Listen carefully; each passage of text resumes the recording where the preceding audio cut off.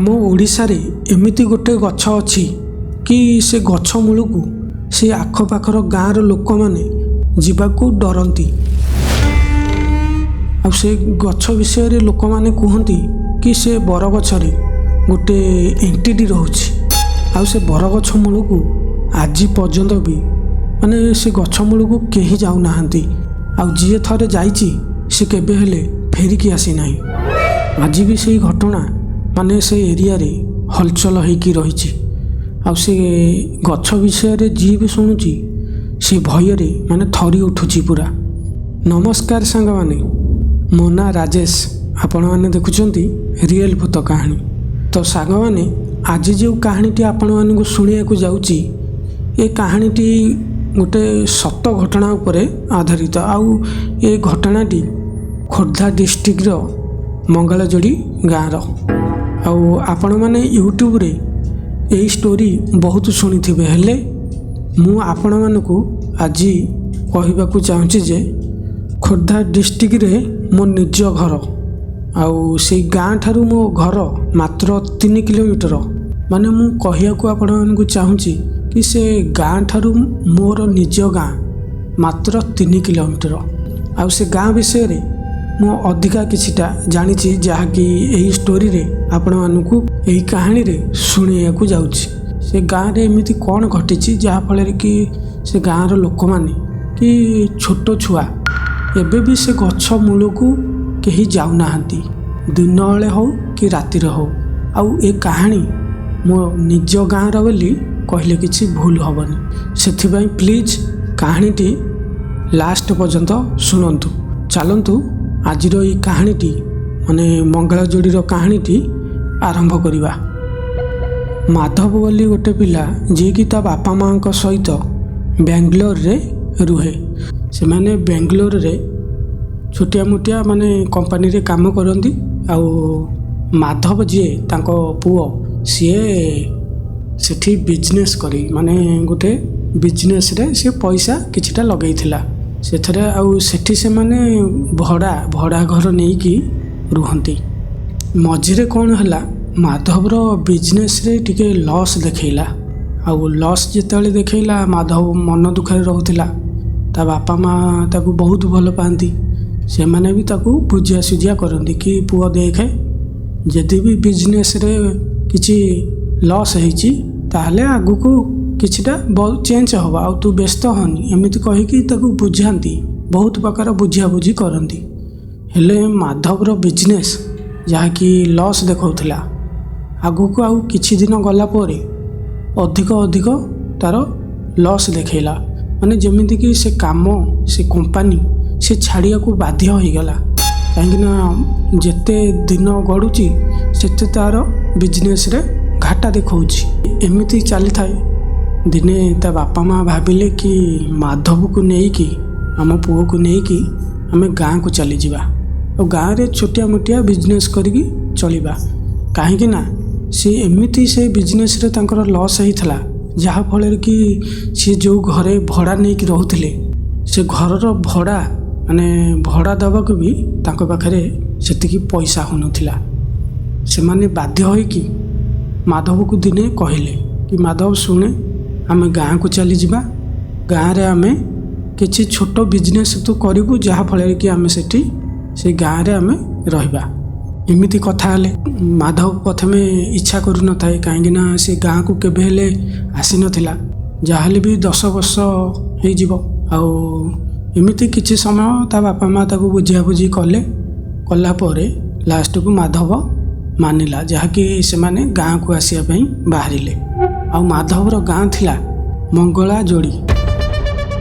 बेंगलुरु बाहरले आसिला परे गाँ रे पहुँचिले मंगलाजोड़ी रे तले पहुँचिले सेतेबेले माधवर गाँ रे गोटे घर थिला। माने आगुरु तो से माने ए गाँ रे रहु नथिले ना, बेंगलोर रहउथिले। सेथिबें ताको गाँ रे मात्र गोटे घर थिला। आउ ता पछकू जागा अछि तांकर किंतु घर आउ नथिला, गोटाई ही घर थिला। से आसिला परे गाँ रे माधव कौन कला बिजनेस आरंभ कला। छोटिया मोटिया बिजनेस बोली गाँव रे ଗାଁ ଛକରେ ତାଙ୍କର ମଙ୍ଗଳାଯୋଡ଼ି ଗାଁ ଛକରେ ମାନେ ମାର୍କେଟ ଏରିଆ ସେଇ ଛକରେ ଗୋଟେ ଦୋକାନଟିଏ ଥିଲା। ସେ ଦୋକାନରେ ସିଏ ରାସାୟନିକ ଜିନିଷ ସବୁ ରଖିଲା। ଦୋକାନ ତାର ଠିକ୍ ଠାକ୍ ସବୁ ଚାଲିଥାଏ। ବାପା ମାଆ ବି ତାର ବହୁତ ଖୁସି ଥାଆନ୍ତି, କାହିଁକିନା ତାଙ୍କ ପୁଅ ଯିଏକି ମାଧବ ସଦାବେଳେ ସେଠି ବାଙ୍ଗାଲୋରରେ ଟେନସନରେ ରହେ। ଏଠିକି ଆସିଲା ପରେ ତା ମନ ଟିକେ ପରିବର୍ତ୍ତନ ହୋଇଛି, କାହିଁକିନା ସେ ବିଜନେସ୍ ତାର ଭଲ ଚାଲିଲା, ଯାହାକି ସେ ରାସାୟନିକ ଦୋକାନଟି ଛକରେ ଆଉ କାହାର ନଥିଲା। ସେଥିପାଇଁ ସେ ରାସାୟନିକ ଦୋକାନଟି ଭଲରେ ଭଲରେ ଚାଲୁଥାଏ। ଏମିତି କିଛି ଦିନ ବିତିଗଲା। ମାଧବ ସବୁବେଳେ ଦୋକାନ ସକାଳୁ ଯାଇ ଦୋକାନ ଖୋଲିଲା ପରେ ରାତିକି ସିଏ ରାତି 8ଟା ହେଉ କି 9ଟା ହେଉ ତାର ସିଏ ସେଇ ସାଇକେଲ ନେଇକି ଯାଇଥିବ, ସେଇ ସାଇକେଲରେ ଘରକୁ ଫେରିଆସେ। ସବୁଦିନ ଭଳି ଗୋଟେ ଦିନ ମାଧବ ସକାଳୁ ଉଠିକି ତା ଦୋକାନ ଗଲା। ଦୋକାନ ଖୋଲିଲା ପରେ ବେପାର ଯେମିତି କରିବା କଥା କଲା, ଦିନଯାକ କଲା। ସନ୍ଧ୍ୟା ବେଳକୁ ମାନେ 4ଟା ସମୟ ହେବ ତା ଦେହ କାହିଁକି ଟିକେ ଭଲ ଲାଗିଲାନି। ମାନେ ଦିନସାରା ସେ ଦୋକାନରେ ଖଟି ଖଟି ତାକୁ ଟିକେ ହାଲିଆ ଲାଗିଲେ। ସେଥିପାଇଁ ସେ ଭାବିଲା କି ଆଜି ଦୋକାନ ମୁଁ ଜଲ୍ଦି ବନ୍ଦ କରିକି ଘରକୁ ପଳେଇବି। ଏମିତି ଭାବିକି ସିଏ ସେଦିନ ଜଲ୍ଦି ଦୋକାନ ବନ୍ଦ କରିଦେଲା। ସେତେବେଳକୁ ଟାଇମ୍ ହୋଇଥାଏ 5ଟା, ମାନେ ସନ୍ଧ୍ୟାବେଳ ବି ହେଇନଥିଲା, ଟିକେ ଟିକେ ସଞ୍ଜ ନଇଁ ଆସୁଥିଲା। ସେତେବେଳକୁ ମାଧବ ଦୋକାନ ବନ୍ଦ କରିକି ବାହାରିଲା ଘରକୁ ଯିବା ପାଇଁ। ସାଇକେଲ ଧରିକି ବାହାରିଲା। ଯିବା ଭିତରେ ସେଇ ସମୟରେ ତା ଆଖପାଖରେ ଲୋକ ତ ବହୁତ ଯିବା ଆସିବା କରୁଥିଲେ, କିନ୍ତୁ ସିଏ ଯେଉଁ ରାସ୍ତାରେ ଯାଉଥିଲା ସେ ରାସ୍ତାରେ ସେତେ ଲୋକ କମ୍ ଥିଲେ। ଆଉ କିଛି ବାଟ ଗଲା ପରେ ମାଧବର ମନେ ପଡ଼ିଲା କି ତା ସାଙ୍ଗ ଯିଏ ସେଇ ଗାଁରେ ଯିଏ ତା ସାଙ୍ଗ ସିଏ କହିଥିଲା କି ମାଧବ ଶୁଣେ, ତ ଘରକୁ ଯିବାକୁ ହେଲେ ଗୋଟେ ସର୍ଟକଟ୍ ରାସ୍ତା ଅଛି, ମାନେ ଯେଉଁ ରାସ୍ତାରେ ତୁ ଗଲେ ମାନେ ତମ ଘରଠି ବାହାରିବୁ, ଆଉ ସେଇଟା ମାତ୍ର ସର୍ଟକଟ୍ ରାସ୍ତା, ଆଉ ସେ ରାସ୍ତାରେ ତୁ ଗଲେ ଜଲ୍ଦି ତମ ଘରେ ପହଞ୍ଚିଯିବୁ। ଏପଟେ ପୁଣି ମାଧବର ଦେହ ଟିକେ ଭଲ ନଥିଲା। ମାଧବର ଏ କଥା ଯେତେବେଳେ ମନେ ପଡ଼ିଲା ତା ସାଙ୍ଗର କଥା, ସେ କହିଥିଲା କି ସର୍ଟକଟ୍ ରାସ୍ତାରେ ଗଲେ ତୁ ଜଲ୍ଦି ପହଞ୍ଚି ପାରିବୁ। ସେ ଯେଉଁ ବାଟରେ କହିଥିଲା ତା ସାଙ୍ଗ, ମାଧବ ସେଇ ବାଟରେ ଯିବା ପାଇଁ ଚିନ୍ତା କଲା। କିଛି ବାଟ ଗଲା ପରେ 2ଟା ରାସ୍ତା ପଡ଼ିଲା। 2ଟା ରାସ୍ତାରେ ସିଧା ରାସ୍ତାଟା ହେଉଛି ମାଧବ ଘରକୁ ଯାଇଛି, କିନ୍ତୁ ବୁଲିକି ଯିବାକୁ ପଡ଼ିବ ତା ଘର ଠିକ୍। ଆଉ ଯେଉଁଟା ସର୍ଟକଟ୍ ସେଇଟା ଅଛି ରାଇଟ୍ ସାଇଡ଼ରେ। ରାଇଟ୍ ସାଇଡ଼ରେ ସେଇ ରାସ୍ତାରେ ଯିବାକୁ ତା ସାଙ୍ଗ କହିଥିଲା। ମାଧବ ନିଷ୍ପତ୍ତି ନେଲା ଯେ ସେଇ ରାସ୍ତାରେ ଆଜି ମୁଁ ଘରକୁ ଚାଲିଯିବି, କାହିଁକିନା ତା ଦେହ ଟିକେ ଭଲ ଲାଗୁନଥିଲା, ଆଉ ସିଏ ସେଇ ରାସ୍ତାରେ ଯିବା ପାଇଁ ଡିସିସନ୍ ନେଲା। ସେ କ'ଣ କଲା, ସେଇ ଛକରୁ ଡାହାଣ ଯେଉଁ ରାଇଟ୍ ସାଇଡ଼ ରାସ୍ତା, ଯେଉଁ ସର୍ଟକଟ୍ ରାସ୍ତାଟି, ସେଇ ରାସ୍ତାରେ ସିଏ ସାଇକେଲରେ ଯିବାକୁ ଲାଗିଲା। ଯେତେବେଳେ ସେଇ ବାଟକୁ ସେ ସାଇକେଲ ବୁଲେଇକି ଯିବାକୁ ଲାଗିଲା, ସେତେବେଳେ ସେଇ ମାନେ ପାଖରେ ଯେଉଁ ଘରରା ସେମାନେ ସବୁ ସେଠି ଲୋକ ଠିଆ ହେଇଥିଲେ, ସେମାନେ ସବୁ ମାଧବକୁ ଅନେଇଥାନ୍ତି, ମାନେ ଏମିତି ଅନେଇଥାନ୍ତି ଯେମିତି ଭୂତ ଦେଖି ଦେଇଛନ୍ତି। ମାଧବ ଯେତେବେଳେ ଦେଖିଲା, ଆରେ ଏ ଲୋକରା ମୋତେ କ'ଣ ପାଇଁ ଏମିତି ଅନଉଛନ୍ତି, ଆଉ ମାଧବ ବି ଭାବୁଥାଏ କି ମୁଁ ଏମିତି କ'ଣ ଭୁଲ କରିଦେଲି ଯେ ମୋତେ ଏମିତି ଏ ଗାଁ ଲୋକରା ଅନଉଛନ୍ତି। ମାଧବ ଏମିତି ଭାବିକି କହିଲା, ନା ସେ କ'ଣ ଏମିତି ଅନଉଥିବେ, ମୋତେ ଆଗରୁ ଦେଖିନଥିଲେ ତ, ମୁଁ ବାହାରେ ରହୁଥିଲି, ସେଥିପାଇଁ ସେମାନେ ବୋଧେ ଏମିତି ମୋତେ ଦେଖୁଛନ୍ତି। ଆଉ ଏମିତି ଭାବିକି ସିଏ ସେଇ ରାସ୍ତାରେ ଯିବାକୁ ଲାଗିଲା। ଯେତେବେଳେ ମାଧବ ସେଇ ରାସ୍ତାରେ ଯାଉଥାଏ, ସେତେବେଳେ ସେ ନୋଟିସ୍ କରେ କି ସେଇ ରାସ୍ତା କଡ଼ରେ ଯେଉଁ ଘରରା ସବୁ ଭାଙ୍ଗିକି, ଅଧା ଅଧା ଘରରା ସବୁ ଭାଙ୍ଗିକି ତଳେ ପଡ଼ିଯାଇଛି। ସେ ଘର ଏମିତି ଲାଗୁଛି ଯେମିତି ବହୁ ଦିନ ହେଲା ମାନେ ସେ ଘରେ ଆଉ କେହି ରହୁନାହାନ୍ତି, ଆଉ ସେ ଘରରା ସବୁ ଭାଙ୍ଗିକି ସବୁ ତଳେ ପଡ଼ିଯାଇଛି। ମାଧବ ଜାଣି ସାରିଥିଲା କି ଆଗରୁ ଏଠି ଲୋକ ରହୁଥିଲେ, କିନ୍ତୁ ଏବେ ଆଉ ରହୁନାହାନ୍ତି, ସେଥିପାଇଁ ଏରା ସବୁ ଘରରା ଭାଙ୍ଗିକି ସବୁ ତଳେ ପଡ଼ିଯାଇଛି। ଏମିତି ଗଲା ଭିତରେ ପୁଣି ସେ ନୋଟିସ୍ କରୁଥାଏ କି ଭାବୁଥାଏ କି ଆରେ ମୁଁ ଏତେ ବାଟ ଆସିଲେଇଁ, କିନ୍ତୁ ଗୋଟେ ହେଲେ ବି ଲୋକ ଏ ରାସ୍ତାରେ ଦେଖାଯାଉନାହାନ୍ତି। ଏମିତି ଭାବିକି ସେ ଯାଉଥାଏ ଏବଂ କହୁଥାଏ କି ଏଇପଟ ରାସ୍ତାରେ ମୁଁ ଜଲ୍ଦି ଗଲେ ମୋ ଘରେ ପହଞ୍ଚିଯିବି, ଆଉ ଆମ ଘରକୁ ଯିବାକୁ ହେଲେ ଏଇ ଗୋଟା ହିଁ ସର୍ଟକଟ୍ ରାସ୍ତା, ଆଉ ଚିନ୍ତା କାହିଁକି, ଏମିତି ଭାବିକି ସେ ଯାଉଥାଏ। ଗଲା ଭିତରେ କିଛି ବାଟ ଗଲା ପରେ ସେ ଦୂରରୁ ଦେଖିଲା ଗୋଟେ ବିରାଟ ବଡ଼ ଗଛ, ମାନେ ବହୁତ ବଡ଼ ସେ ଗଛଟି, ପୁରା ଚାରିଆଡ଼େ ଛାଇ, ଆଉ ସେଇଟା ବହୁତ ପୁରୁଣା ଗଛଟେ। ସେ ରାସ୍ତା ସାଇଡ଼ରେ ସେ ଗଛଟି। ମାଧବ ଭାବିଲା ଗୋଟେ କାମ କରିବି, ଦେହ ତ ଭଲ ଲାଗୁନି, ଏପଟେ ତ ମୁଁ ସର୍ଟକଟ୍ ରାସ୍ତାରେ ଆଇଛି, ଜଲ୍ଦି ଘରେ ପହଞ୍ଚିଯିବି। ଯାଉଛି ଗୋଟେ କାମ କରିବି, ଏଇ ଗଛ ମୂଳେ ଭଲ ଛାଇ ହେଇଛି, ଯାଉଛି ମୁଁ ଏଇ ଗଛ ମୂଳେ ଟିକେ ରେଷ୍ଟ କରିକି ତାପରେ ଯିବି ଆଉ। ଏମିତି ଭାବିକି ସିଏ ସାଇକେଲ ସେଇଠି ଗଛ ମୂଳରେ ରଖିକି ସିଏ ଗୋଟେ ବ୍ୟାଗରେ ତା'ର ପାଣି ବୋତଲ ରଖିଥିଲା, ଆଉ ଗୋଟେ ଗାମୁଛା ରଖିଥିଲା। ବ୍ୟାଗରୁ ସେ ଗାମୁଛାଟି ବାହାର କଲା, ସେଇ ଗଛ ମୂଳରେ ତଳେ ପାରିଦେଲା, ପାରିକି ସେଠି ଗଡ଼ିବା ପାଇଁ ସେ ଗଲା। ଆଉ ବ୍ୟାଗରେ ଯେଉଁ ପାଣି ବୋତଲଟା ଆଣିଥିଲା, ସେ ସେଠି ଟିକେ ପାଣି ଟୋପେ ପିଇକି ତା ମୁଣ୍ଡ ପାଖରେ ରଖିଦେଲା, ଆଉ ସେ ଗାମୁଛା ପାରିଥିଲା ତାରି ଉପରେ ସେ ରେଷ୍ଟ ନେଲା। ରେଷ୍ଟ ନେଉ ସେ ଭାବିଲା କି ଆରେ ବାହାରେ ତ ମାନେ ଏତେ ଗରମ ଲାଗୁଛି, ଆଉ ଏ ଗଛ ମୂଳେ ଏତେ ଥଣ୍ଡା, ମାନେ ଯେମିତି ନର୍ମାଲ ଗୋଟେ ଗଛ ମୂଳରେ ଶୋଇଲେ ଗୋଟେ ଲୋକ ଥଣ୍ଡା ଲାଗେ, ମାନେ ଏତେ ଥଣ୍ଡା ନୁହଁ ଯେ ଯେମିତି ସେ ଗଛ ମୂଳେ ଅଧିକ ଥଣ୍ଡା ଲାଗୁଥିଲା। ମାଧବ ସେତେବେଳେ ଭାବିଲା କି ଏତେ ବଡ଼ ଗଛ, ସେଥିପାଇଁ ଲାଗୁଛି ବହୁତ ଜୋରରେ ଥଣ୍ଡା ଲାଗୁଛି ଆଉ। ହଉ, ଏମିତି କହିକି ସେ ଟିକେ ରେଷ୍ଟ କରୁ କରୁ ତାକୁ ନିଦ ଲାଗିଯାଇଥିଲା। ମାନେ ମାଧବ ଯେତେବେଳେ ଶୋଇପଡ଼ିଛି ସେତେବେଳକୁ ଘଣ୍ଟାଏ ସମୟ ହେବଣି, ସେତେବେଳକୁ ରାତି 6ଟା ହେଇଗଲେ। ସେ ମାଧବ ଶୋଇବାର ଘଣ୍ଟାଏ ବିତିଗଲେ। ମାଧବର ଆଉ ନିଦ ଭାଙ୍ଗିନି, କାହିଁକି ନା ସେ ଗଛ ମୂଳରେ ବହୁତ ଥଣ୍ଡା ଥିବାରୁ ମାଧବକୁ ପୁରା ନିଦ ଲାଗିଯାଇଥିଲା। ମାଧବ ସେତେବେଳେ ଶୋଇଥାଏ, ସେହି ସମୟରେ ହଠାତ୍ ସେଇ ଗଛ ଉପରୁ କିଛି ଗୋଟେ ପଇଲା ମାଧବ ଛାତି ଉପରେ। ଯେତେବେଳେ ପଇଲା, ମାଧବ ସେତେବେଳେ ତା ନିଦ ହଠାତ୍ ଭାଙ୍ଗିଗଲା। ଆଉ ସେ ଭାବିଲା କି କିଛି ତ ମୋ ଦେହରେ ଗୋଟେ ମାଡ଼ ହେଲା, ମାନେ ଗୋଟେ ଉପରୁ ଯେମିତି କିଛି ତ ପଡ଼ିକି ମୋ ଛାତିରେ ତଳେ ପଡ଼ିଛି। ଆଉ ସେ ଏମିତି ଭାବିକିନା ଉଠିକି ଯେତେବେଳେ ବସିକି ଦେଖିଲା, ସେତେବେଳେ ସିଏ ଛାତିରେ ଯେଉଁ ଜିନିଷଟା ମାଡ଼ ହେଇଥିଲା ସେଇଟା ଥିଲା ସିନ୍ଦୁର ଡବା।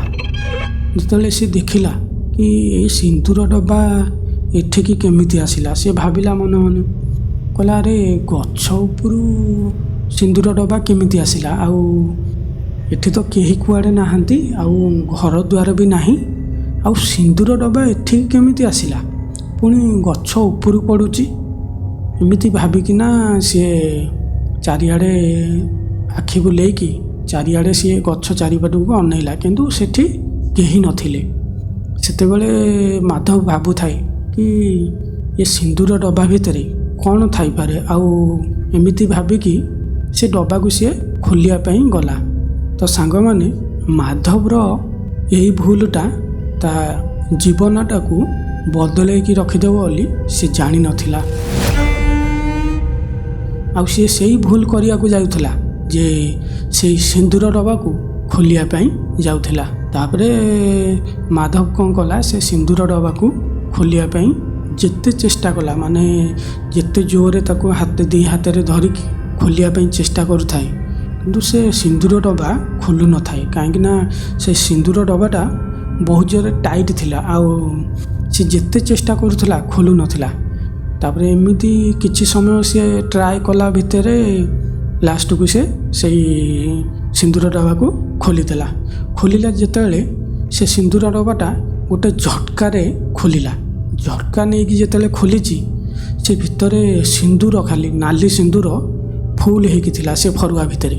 ଆଉ ସେ ଫରୁଆଟା ଯେମିତି ଖୋଲିଛି ଝଟକାରେ, ସେ ସିନ୍ଦୁର ଯାକ ମାଧବର ଆଖିରେ ପଡ଼ିଗଲା। ମାନେ ନର୍ମାଲ ଆମମାନଙ୍କ ଆଖିରେ ଯେମିତି ଗୋଟେ ଧୂଳି ପଡ଼ିଗଲେ ଯେମିତି ଆମେ କାଉଲି ବିକଲ ହେଇଯାଉଛେ, ଯେମିତି ଆଖିରେ ଛୋଟ ଜିନିଷ ପଡ଼ିଗଲେ ଆମ ଜୀବନ ଛାଡ଼ି ଯାଉଛି, ମାନେ ପୋଡ଼ୁଛି ଆଖିଟା, ସେମିତି ମାଧବ ଯେମିତି ତାକୁ ଖୋଲିଛି ଗୋଟେ ଝଟକାରେ, ତା ମୁହଁରେ ସେଇ ସିନ୍ଦୁର ତା ଆଖିରେ ପଶିଗଲା।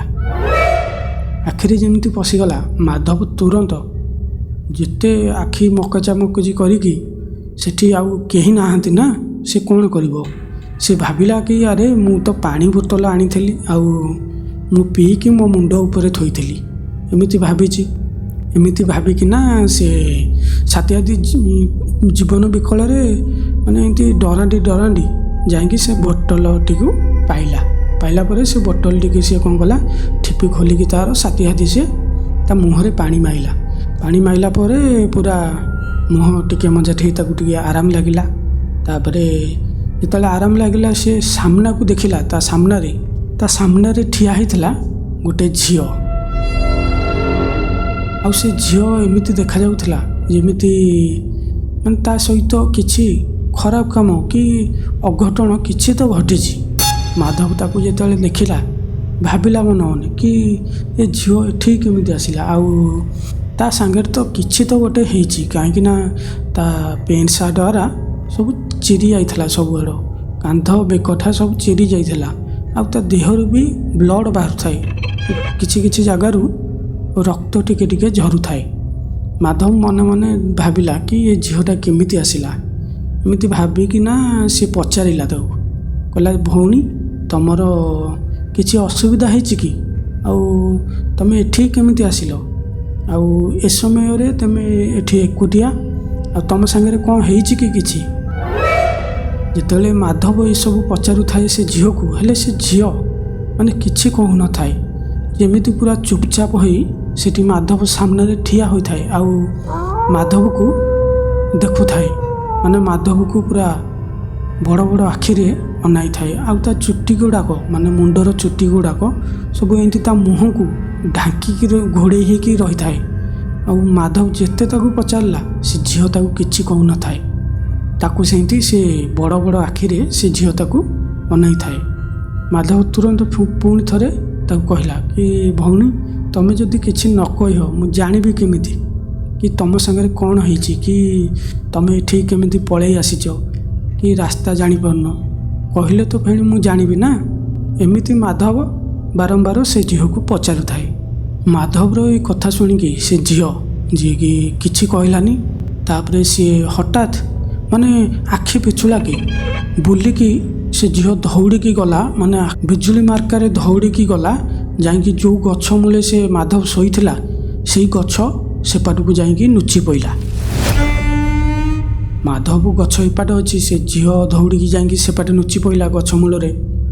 ମାଧବ କହିଲା ଆରେ ମୁଁ ତାକୁ କ'ଣ ଭୁଲ କଥା କହିଲି କି, କିଛି ଖରାପ କହିଲି କି ମୁଁ, ଆଉ ସିଏ କ'ଣ ଏମିତି ସେ ଝିଅଟା ଦୌଡ଼ିକି ପଳେଇଲା, ଆଉ କ'ଣ ଏମିତି କହିଦେଲି କି, ଏମିତି ଭାବିକିନା ମାଧବ କ'ଣ କଲା, 2 ପାଦ ଆଗକୁ ଯାଇକି ସେ ଗଛ ମୂଳକୁ ଟିକେ ଏମିତି କଣେଇକି ଅନେଇଲା ଭିତରେ ଗଛ ସେପାଟେ ସେ ଝିଅ ଯାଇକି ଲୁଚିଥିଲା। ସେହି ସମୟରେ ସେ ଝିଅ ସେ ଗଛ କୋଣରୁ ମାନେ ଗୋଟେ ସାଇଡ଼ରୁ ଅଳ୍ପ ମୁଣ୍ଡ ବାହାର କରିକି ଅଧା ମୁହଁ ଦେଖାଯାଉଛି, ସିଏ ମାଧବକୁ ଅନେଇକି ହସୁଥାଏ। ତାକୁ ଦେଖିକି ମାଧବ ଭାବିଲା କି ଏ ଝିଅ ଲାଗୁଛି ପାଗଳି ହେଇଥିବ, କାହିଁକିନା ଏମିତି ମୁଁ ଯାହା ପଚାରିଲି ସେ କିଛି କହିଲାନି, ତାପରେ ଦୌଡ଼ିକି ଯାଇକି ସେ ଗଛ ମୂଳରେ ଲୁଚି ପଇଲା, ତାପରେ ମୋତେ ସିଏ କଣେଇକି ଅନେଇକି ବଡ଼ ଆଖିରେ ପୁଣି ହସୁଛି, ପୁରା ସ୍ମାଇଲ୍ ଦେଉଛି। ଏସବୁ ଦୃଶ୍ୟ ଦେଖି ମାଧବକୁ ଟିକେ ଡର ଲାଗୁଥାଏ।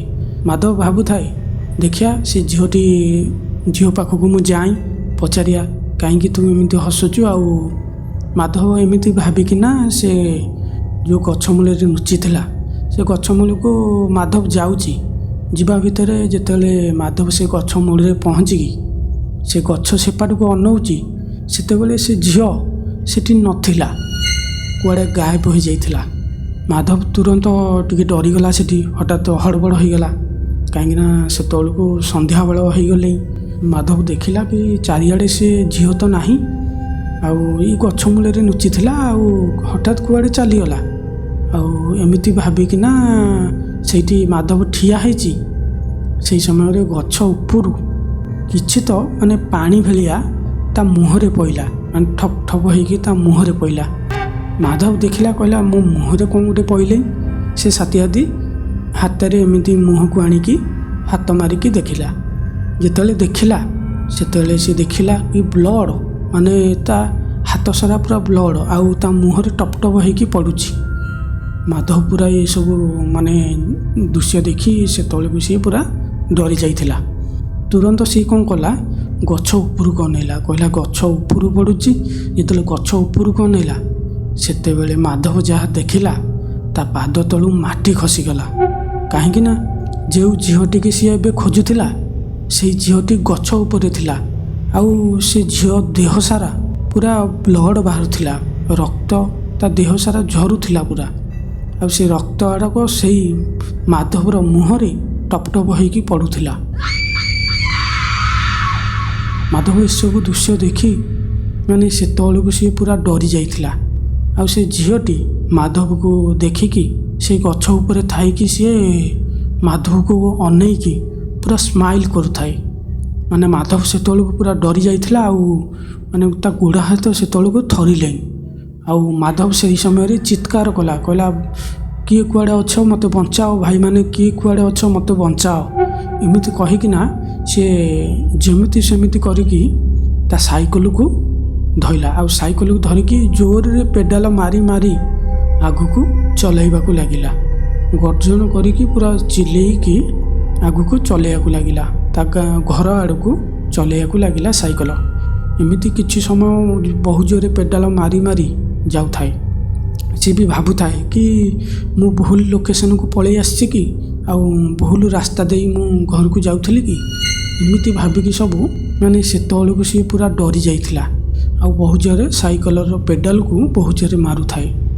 ଏମିତି କିଛି ସମୟ ପରେ ପୁଣି ମାଧବ ଯେତେବେଳେ ନୋଟିସ୍ କଲା କି ପୁଣି ସିଏ ସେଇ ରାସ୍ତା ଦେଇ ସେଇ ଗଛ ମୂଳକୁ ଯାଉଥିଲା। ଆଉ ମାଧବ ଏସବୁ ଦେଖି ପୁରା ଚମକି ପଡ଼ିଲା, ଭାବିଲା କି ଆରେ ମୁଁ ଯେତେ ମୁଁ ଆଗକୁ ଯାଉଛି ପୁଣି କ'ଣ ବୁଲି ବୁଲିକା ସେଇ ଗଛ ମୂଳକୁ ପଳେଇ ଯାଉଛି। ଏମିତି ଦେଖୁଥାଏ, ଏମିତି ତା ସାଙ୍ଗରେ ଘଟଣା ଘଟୁଥାଏ। ଆଉ ମାଧବ ଭାବିଲା କି ଆଜି ମୁଁ ବୋଧେ ବଞ୍ଚିପାରିବିନି, କାହିଁକିନା ମୁଁ ଯେତେ ଆଗକୁ ମୁଁ ପେଡ଼ାଲ ମାରିକି ଯାଉଛି ମୋ ଘର ଆଡ଼େ, ପୁଣି ବୁଲି ବୁଲିକା ମୁଁ ସେଇ ଜାଗାକୁ ସେଇ ଗଛ ମୂଳକୁ ପଳେଇ ଆସୁଛି। ଆଉ ମୋତେ ଲାଗୁଛି ଆଜି ମୁଁ ବଞ୍ଚିବିନି। ଏମିତି ଭାବିକି ଯେତେବେଳେ ଭାବୁଥିଲା ହଠାତ୍ ସେହି ସମୟରେ ତାର ସେଇ ଗଛ ମୂଳକୁ ନଜର ପଡ଼ିଲା। ସେଇ ଗଛ ମୂଳରେ ସେଇ ଝିଅ ଠିଆ ହେଇଥିଲା। ଆଉ ତାକୁ ଦେଖିକି ମାନେ ବହୁତ ଜୋରରେ ଗର୍ଜନ କରିକି ହସୁଥାଏ। ଆଉ ମାଧବ ଜାଣିସାରିଥିଲା କି ମୁଁ ଆଜି ଏଠାରୁ ବଞ୍ଚିକି ଯାଇପାରିବିନି, କାହିଁକିନା ଚକ୍ର ବିହୁରେ ଯେମିତି ବୁଲିଲା ଭଳିଆ ମୁଁ ଏ ଜାଗାରେ ସେମିତି ବୁଲି ଚାଲିଛି, ହେଲେ ମୋ ଘରକୁ ଯିବା ରାସ୍ତା ମୁଁ ପାଉନି। ଏମିତି ଭାବିକି ମାଧବ କହିଲା ନା ମୁଁ ଆକୁ ଯାହାହେଲେ କ୍ଷମା ମାଗିବାକୁ ପଡ଼ିବ। ଯାହାହେଲେ ଇଏ କୌଣସି ମଣିଷ ନୁହଁ, ଆଉ ଇଏ କୌଣସି ଏମିତି ଗୋଟେ ଏଣ୍ଟିଟି ଯାହାକି ଆ ପାଖରେ ଯିଏ ପହଞ୍ଚିଛି, ମାନେ ଇଏ ଯାହାକୁ ଦେଖା ଦେଇଛି ସେ କେବେ ହେଲେ ଏଠୁ ବଞ୍ଚିକି ଯାଇପାରିବନି। ଆଉ ମାଧବ ସେତେବେଳକୁ ସବୁ ଜାଣି ଦେଇଥିଲା। ମାଧବ ଯାଇକି ଆଣ୍ଠେଇକି ତା ଆଗରେ ସେ ଝିଅ ଆଗରେ ହାତ ଯୋଡ଼ିକି ସେ ଝିଅକୁ ଭୁଲ ମାଗିଲା, କହିଲା କି ଭଉଣୀ ମୋର ଭୁଲ ହେଇଯାଇଛି, ଆଉ ଏ ରାସ୍ତାରେ ଆସିବାଟା ମୋର ବହୁତ ବଡ଼ ଭୁଲ ହେଇଗଲା। ଆଉ ଦିନେ ଥିବ ମୁଁ ଏ ରାସ୍ତାରେ କ'ଣ ଏ ଗଛ ସାଇଡ଼ରେ ମଧ୍ୟ ଆଉ କେବେ ବି ଆସିବିନି। ଏମିତି କହିକି ସେ ଝିଅକୁ ବହୁତ ଜୋରରେ ଗର୍ଜନ କରିକି ସେ ଝିଅକୁ କ୍ଷମା ମାଗିଲା। ଆଉ ଭୋ ଭୋ ହେଇକି ସେଠି ବସିକି କାନ୍ଦୁଥାଏ। ଆଉ ସେହି ସମୟରେ ହଠାତ୍ ତା ପଛପଟୁ ମାନେ ସେଇ ଆଖପାଖର ଗାଁ ଲୋକମାନେ ଦୌଡ଼ିକି ପଳେଇ ଆସିଥିଲେ, କାହିଁକିନା ମାଧବ ଯେଉଁ ସମୟରେ ସେ ଝିଅକୁ କ୍ଷମା ମାଗୁଥିଲା ସେତେବେଳେ ବହୁତ ଜୋର ସେ ଚିଲେଇକି ମାଗୁଥିଲା। ଆଉ ବଞ୍ଚା ବଞ୍ଚା ବୋଲି ବହୁତ ଜୋରରେ ସିଏ ଆବାଜ କରିକି ଡାକୁଥିଲା। ସେଥିପାଇଁ ଗାଁ ଲୋକମାନେ ତା ପାଖକୁ ତା ଚିତ୍କାର ଶୁଣିକି ଦୌଡ଼ି ଆସିଥିଲେ। ଆଉ ମାଧବ ଯେତେବେଳେ ପଛକୁ ବୁଲିକି ଦେଖିଲା ସେତେବେଳେ ଗାଁର ଲୋକମାନେ ମାନେ ଯାହାହେଲେ 15-20 ଲୋକ ତା ଆଗରେ ଠିଆ ହେଇଥିଲେ। ମାଧବ ସେତେବେଳେ ସେମାନଙ୍କୁ କହିଲା ସବୁ କଥା ଯାହା ତା ସାଙ୍ଗରେ ଘଟିଛି, ମାନେ ଯାହା ବି ଏବେ ତା ସାଥିରେ ଘଟିଗଲା ଏସବୁ ଘଟଣା ଏ ଘଟଣା ସବୁ ସେ ଗାଁ ବାଲାଙ୍କୁ କହିଲା। ଗାଁ ବାଲାକୁ ଯେତେବେଳେ କହିଲା, ଗାଁ ବାଲା କହିଲେ କି ଶୁଣେ ପୁଅ, ଆମେ ଜାଣିଥିଲୁ ତୁ ଏ ରାସ୍ତାରେ ଯେତେବେଳେ ଆଇଲୁ ତୋତେ ଗାଁର ଲୋକମାନେ ତୋତେ ଦେଖିଥିଲେ। ମାଧବ କହିଲା ହଁ ହଁ, ମୁଁ ଯେତେବେଳେ ଆସିଲି ଏ ରାସ୍ତା ଦେଇକି ଆସିଲି ସେତେବେଳେ କିଛି ତ ଲୋକ ମୋତେ ନୋଟିସ୍ କରିଥିଲେ କି ମୋ ଆଡ଼େ ଅନେଇଥିଲେ। ଆଉ ମୁଁ ଭାବୁଥିଲି କି ସିଏ କୌଣସି କାରଣ ସକାଶେ ମୋତେ ଅନଉଛନ୍ତି। ଏମିତି ଭାବିକି ମୁଁ ସେ କଥାକୁ କିଛି ଇଗ୍ନୋର କରିକି ପଳେଇ ଆସିଥିଲି। ତାପରେ ଗାଁ ବାଲା କହିଲେ କି ପୁଅ, ଆମେ ଜାଣିଥିଲୁ ତୁ ଯେତେବେଳେ ଏପଟ ରାସ୍ତାରେ ଆସିଥିଲୁ ଆମେ ଜାଣିଥିଲୁ ତୋ ସାଙ୍ଗରେ କିଛି ନା କିଛି ଘଟଣା ଘଟିବ। ସେଥିପାଇଁ ଆମେ ତୋତେ ରକ୍ଷା କରିବା ପାଇଁ ଆମେ ସମସ୍ତେ ତୋ ପାଖକୁ ଧାଇଁ ଆସିଛୁ। ଆଉ ତୁ ଜାଣିଛୁ ଏ ଗଛ ବିଷୟରେ କ'ଣ ହେଇଛି କ'ଣ ନାହିଁ। ଆଉ ଶୁଣି ଏ ଗଛ ମୂଳକୁ ଯିଏ ବି ଆଉଛି ସିଏ କେବେ ହେଲେ ବଞ୍ଚିକି ଏଠୁ ଫେରୁନି। ଆଉ ଆଜି ନୁହଁ, ଆଜିକି 20 ବର୍ଷ ହେଇଗଲା ଏ ଗାଁରେ ଏମିତି ଘଟଣା ସବୁ ଘଟିଯାଇଛି ଯାହା ବିଷୟରେ ତୁ ଜାଣିନୁ। ନୂଆ କରି ତୁ ଗାଁକୁ ଆସିଛୁ ନା, ଜାଣିନୁ। ଆଉ ଗୋଟେ କାମ କରେ, ଏ ଜାଗାରୁ ଆଗେ ଚାଲେ, ତାପରେ ଆମେ ଗାଁ ଭିତରକୁ ଗଲେ ତୋତେ ସବୁ କଥା ଆମେ ଜଣେଇବୁ। ଆଉ ଏ ଜାଗାରୁ ତୁରନ୍ତ ଚାଲେ। ଏମିତି କହିକି ମାଧବକୁ ଗାଁର ଲୋକମାନେ ସମସ୍ତେ ସାଙ୍ଗରେ ନେଇକି ଗାଁକୁ ଆଣିକି ଆସିଲେ।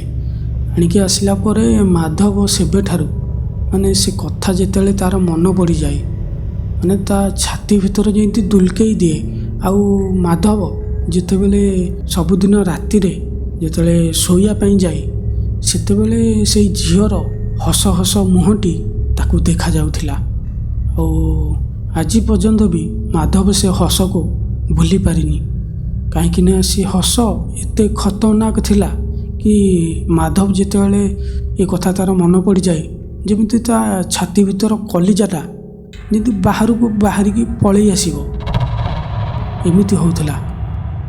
ତ ସାଙ୍ଗମାନେ ଆଉ ମାଧବ ଯିଏକି ଗୋଟେ ଜଣେ ସାହସୀ ପିଲା ଥିଲା, କାହିଁକିନା ସେ ଗାଁର ଲୋକମାନେ ଯିଏ ବି ସେ ଗଛ ମୂଳକୁ ଯାଆନ୍ତି କେବେ ହେଲେ ଫେରିକି ଆସିନାହାନ୍ତି। ମାଧବ ଯିଏକି ପ୍ରଥମ ପିଲା ଥିଲା ଯିଏକି ସେ ଗଛ ମୂଳରୁ ମାନେ ସାହସ କରିକି ସେ ଝିଅ ସାଙ୍ଗରେ ଦେଖା କରି କି ସେ ଏଣ୍ଟିଟି ସାଙ୍ଗରେ ଦେଖା କରି ମାନେ ଭୁଲ ମାଗି ସେଠାରୁ ସିଏ ବଞ୍ଚିକି ଘରକୁ ଫେରି ଆସିଥିଲା। ଆଉ ମାଧବକୁ ବି ଗାଁ ଲୋକ କହିଥିଲେ କି ସେ ଗଛର ରହସ୍ୟ, ତୋ ସାଙ୍ଗରେ ତ ଏମିତି ଘଟଣା ଘଟିଗଲା, ଆଉ ସେ ଗଛର ରହସ୍ୟ କ'ଣ ତୁ ଶୁଣେ। ସେ କହିଥିଲେ, ଗାଁ ଲୋକ ମାଧବକୁ ବି କହିଥିଲେ କି ଜଣେଇଥିଲେ କି ସେ ଗଛ ପାଖରେ ଆଗରୁ ଆମର ଗାଁ ଥିଲା, ସବୁ ଘର ଦ୍ୱାର ସବୁ ଥିଲା। ଆଉ ସେ ଗଛଟି ପୁରା ଆମ ଗାଁ ମଝିରେ ଥିଲା। ଆଉ ସେ ଗଛ ମୂଳେ ଜାଣିଛୁ କ'ଣ ହେଇଛି? ସେ ଗଛ ମୂଳେ ଆମରି ଗାଁର ଗୋଟେ ଝିଅ ଯିଏକି 22-23 ବର୍ଷର ହେବ, ସିଏ କାହାକୁ ଗୋଟେ ଭଲ ପାଉଥିଲା, ମାନେ ଗୋଟେ ପୁଅକୁ ଭଲ ପାଉଥିଲା। ଯେମିତି ତାର ବାହାଘର, ସେ ଝିଅର ବାହାଘର ତା ବାପା ମା ଅଲଗା ବାହାଘର ଠିକ୍ କରିଦେଲେ। ସେଥିପାଇଁ ସିଏ ରାଗରେ ଯାଇକି ସେଇ ଗଛ ଉପରେ ଦୌଡ଼ି ଦେଇକି ସୁସାଇଡ଼ କରିକି ମରିଯାଇଥିଲା। ଆଉ ସେବେଠାରୁ ସେଇ ଝିଅ ସେଇ ଗଛ ମୂଳରେ ଝୁଲିଲା ଅବସ୍ଥାରେ ସମସ୍ତେ ତାକୁ ଦେଖନ୍ତି। ଆହୁରି ପୁଣି ଗାଁ ଲୋକ କହିଥିଲେ କି ସେ ପିଲାଟି, ସେ ଝିଅଟି ସେ ଗଛରେ ସୁସାଇଡ଼ କରିକି ମଲା ପରେ ଆଉ ଆମେ ସେ ଗାଁ ଛାଡ଼ିକି ଆଉ ଆଗକୁ ଚାଲି ଆସିଛୁ କ'ଣ ପାଇଁ? ସେ ଝିଅ ଯିଏକି ରାତି ହେଲା ମାନେ ସେ ଗଛରେ ସେମିତି ଝୁଲିଲା ଅବସ୍ଥାରେ ତାକୁ ସମସ୍ତେ ଦେଖନ୍ତି।